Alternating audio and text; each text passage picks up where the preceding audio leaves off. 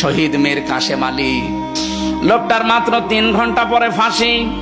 আমি ওনাকে জানাতে আসলাম যে স্যার সময় নেই, মাত্র 3 ঘন্টা আছে, আপনি প্রস্তুতি নিন। আমারে বলছে কারারক্ষী ভাই এখনো 3 ঘন্টা, আমি 2 ঘন্টা ঘুমিয়ে গেলাম, আপনি 2 ঘন্টা পরে আমারে ডেকে দেবেন। 2 ঘন্টা পরে উঠে বলছে,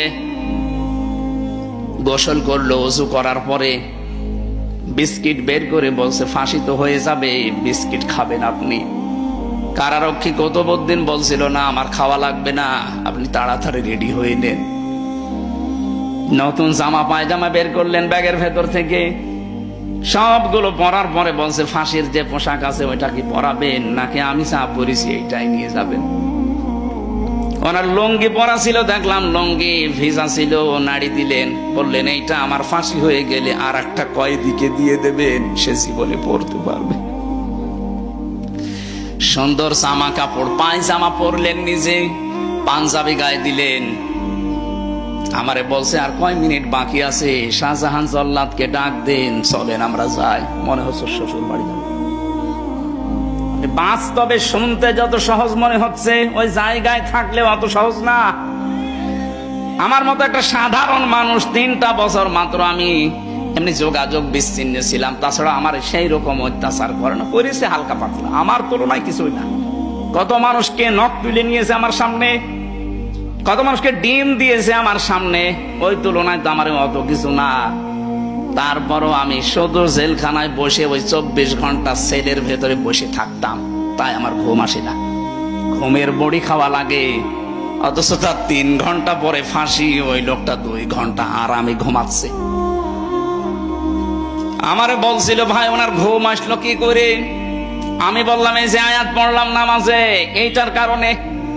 যারা আল্লাহকে সত্যি মন থেকে রব বলার পরে টিকে থাকতে পারে, যত ঝড় ঝাপটা আসুক না কেন, দুনিয়া একদিকে আমার রব একদিকে, এই সিদ্ধান্তের উপরে যারা অটল থাকতে পারে, অটল থাকতে পারে, কোরআন গ্যারান্টি দিচ্ছে তাদের বিপদে আপদে আল্লাহ ফেরেশতা নাজিল করে। অবশ্যই ফেরেশতা তার কাছে এসেছিল, মাস্ট বি এসেছিল, নয়তো এই 2 ঘন্টা তার ঘুম আসার কথা না। কারণ আমি নিজের সাক্ষী, ঘুমের বড়ি সিটাক্সিন খেয়ে, কষিয়াম খেয়েও আমার ঘুম আসে নাই।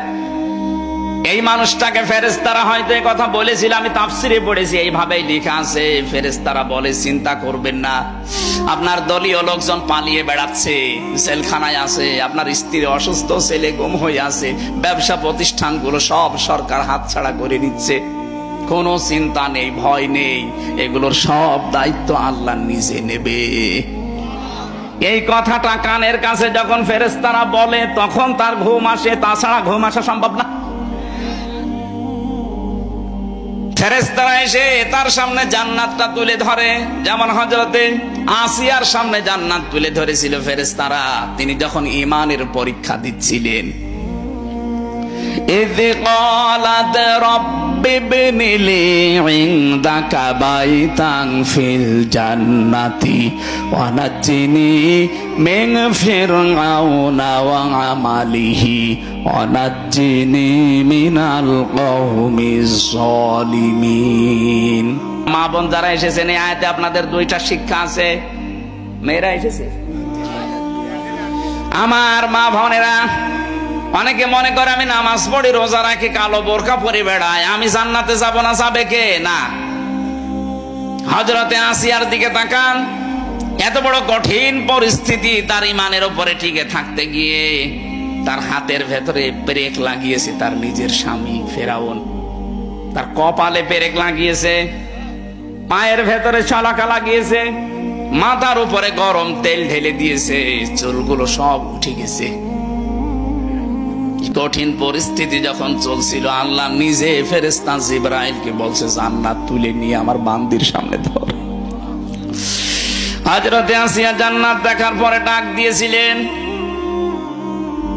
হে ফেরেশতা জিবরাইল, জান্নাত আল্লাহ পাঠিয়েছে, আল্লাহকে একটু বলেন উনি যেখানে আছে ওই জায়গায় যেন একটা ঘর আমার জন্য আলাদা বানিয়ে রাখে, ওই ঘরে বসে বসে 24 ঘন্টা আমি আল্লাহকে সব সময় দেখতে চাই। 1 নম্বরে তিনি কি ঈমানের পরীক্ষায় কি কথা বললেন? দ্বিতীয় নম্বরের কথাটা মেয়েদের জন্য বলার জন্য আমি আয়াতটা পড়লাম। হযরতে আসিয়া বলেছিলেন, রব্বি নাজ্জিনি মিন ফিরআউনা ওয়া আমালিহি ওয়া নাজ্জিনি মিনাল কওমিজ জালিমিন। দুই জায়গায় এক আলিফ করে টান আছে। হযরতে আসিয়া বলেছিলেন, হে আল্লাহ, আমার স্বামী ফেরাউন নিজে জুলুম করছে, লোকজন দিয়ে করাচ্ছে। এই জুলুমের যে বিভৎস অত্যাচার সীমা লঙ্ঘন করে ফেলেছে। আমি জীবিত অবস্থায় আমার শরীরের ভেতরে শলাকা, ব্রেক, আমার মাথার চুলগুলো সব তুলে ফেলেছে। আমার লজ্জা স্থান ওরা বর্ষা মারবে বলে রেডি হয়ে আছে। এ কঠিন পরিস্থিতি দেখে তুমি যেন রেগে যেও না। তুমি আমাকে বাঁচাও অন্তত এই জুলুম থেকে, আমার স্বামীর অত্যাচার থেকে, আর যাদেরকে দিয়ে অত্যাচার করায় তাদের অত্যাচার থেকে তুমি আমাকে বাঁচাও। কিন্তু তুমি আমার স্বামীর ওপরে গজব দিও না। চিন্তা করেছেন কোন অবস্থায় দোয়া করছে? এত বড় কঠিন ভয়ঙ্কর অত্যাচার জুলুম নির্যাতনের পরও তিনি স্বামীর জন্য বরদোয়া করেননি। হ্যাঁ, বলেছিলেন তুমি আমাকে স্বামীর অত্যাচার থেকে বাঁচাও, আমার স্বামীর ওপরে তুমি অত্যাচার করো না। আর আপনি একটা সাবান কম হলে বদদোয়া দেন। এক কথা বলছেন, এরকম বহু দেশে নেই? সারাটা জীবন আমরা শেষ করে দেই, আর একটা শাড়ি যদি একটু কম দামি হয় খোটা দিয়ে আমার খোটা বের করে ফেলে, বলে আপনার কাছে এসে জীবনে আমি কিচ্ছু পেলাম না। এই কথা যারা বলবে মুখ থেকে, ওর সঙ্গে সঙ্গে পেছনের আমল আখলাক আল্লাহ সব ধ্বংস করে দেবে।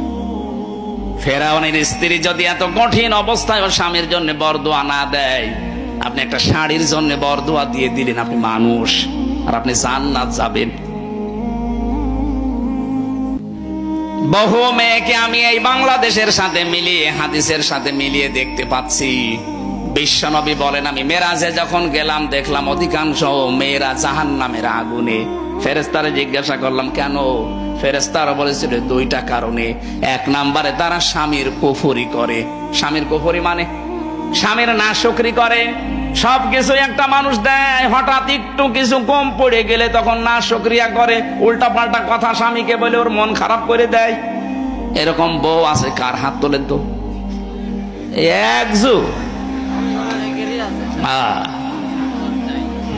আপনি ক্যামেরার সামনে এসে হাত তুলে দেখা, আপনার বউ দেখো, আজকে আপনার ঘরে ঢোকা বন্ধ করে দেব না। আমি হাসির খোরাকি দেইনি। এই লোকটা তো লজ্জা শরম ত্যাগ করে হাত তুলেছে, আর আমরা হাত তুলতে পারছি না, তাই কারণ ক্যামেরা সব আমার দিকে ঘোরানো। আমি তুললে তো আরো ঝামেলা। সম্মানিত মা বোনেরা, না হচ্ছে না। এখানে বহু স্বামী অবস্থায় আছে। পুরুষ নির্যাতনকারী নারী যেমন আছে, নারী নির্যাতনকারী পুরুষও আছে। বাংলাদেশে নারী নির্যাতনকারী পুরুষের বিরুদ্ধে মামলা হয়, পুরুষ নির্যাতনকারী নারীর বিরুদ্ধে কোনো মামলা নেই।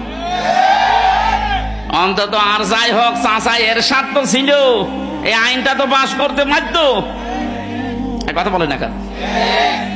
চাচা এরশাদও যদি পাস করে যেত যে পুরুষ নির্যাতন করলে তাদের বিরুদ্ধেও মামলা হবে, তাহলে আমার মনে হয় আমরা অনেকে আজ পরিবারে জান্নাতে থাকতাম। কি যে অবস্থায় আছে আমরা বলতেও পারি না, সইতেও পারি।